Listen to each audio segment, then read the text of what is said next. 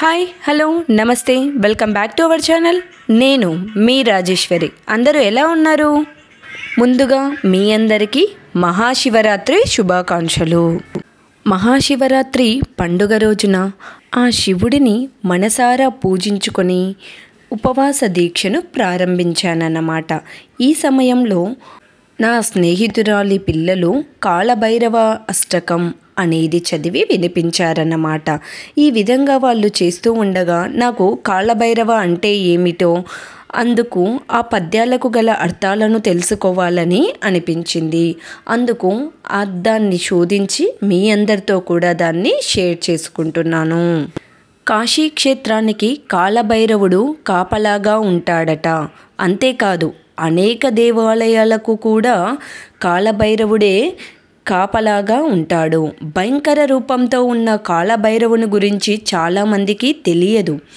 కాలభైరవుడంటే శునకమని కొంతమంది తేలిగ్గా భావిస్తారు. సాక్షాత్తు పరమశివుడే కాలభైరవునిగా సంచరించాడని పురాణాలు చెబుతూ ఉన్నాయి. శివుని ఆకారాన్ని చూసి బ్రహ్మ 5వ తల పక్కున నవ్విందట. దాంతో శివుడి ఆగ్రహంతో ఊగిపోయాడట. తనను అవమానించిన బ్రహ్మదేవునిపై కోపముతో శివుడు కాలభైరవుని సృష్టించాడని పురాణ కథ. తనను అవమానించిన బ్రహ్మ శిరస్సును ఖండించమని శివుడు ఆజ్ఞాపించగా కాలభైరవుడు వెంటనే ఆ పని చేసి బ్రహ్మహత్యా పాతకానికి గురయ్యాడు.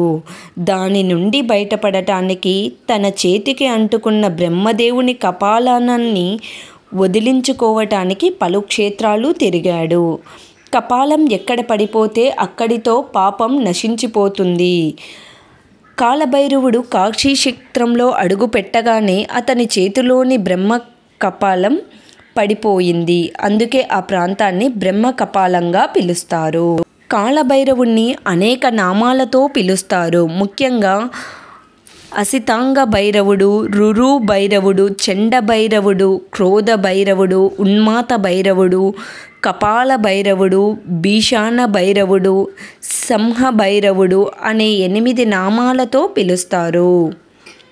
అనేక ఆలయాలలో వివిధ రూపాలలో ఆయన మనకు దర్శనమిస్తూ ఉంటాడు.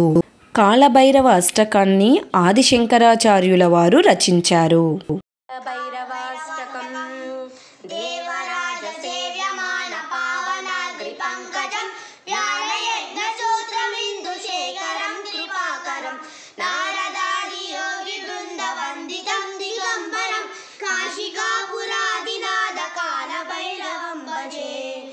అంటూ భక్తులు కాలభైరవుణ్ణి భజిస్తారు.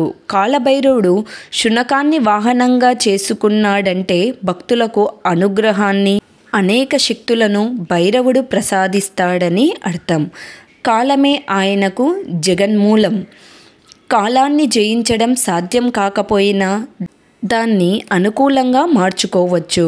గ్రహబలాన్ని అధిగమించి అదృష్ట జీవితాన్ని, సంకల్ప సిద్ధిని పొందటం భైరవ ఉపాసనతో సాధ్యమవుతుంది. శివపురాణము, కాశీఖండము కాలభైరవుని గురించి ఎంతో గొప్పగా చెప్పుకోసాగింది. భైరవుడిని స్మరించుకోవడానికైనా పుణ్యం చేసుకొని ఉండాలట.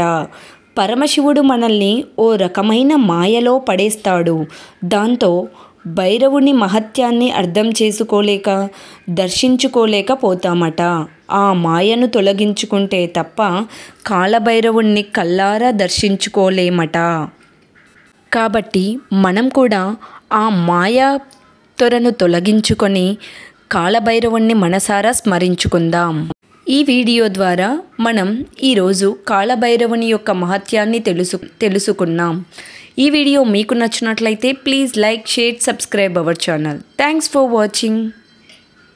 అందరికీ మరొకసారి శివరాత్రి శుభాకాంక్షలు.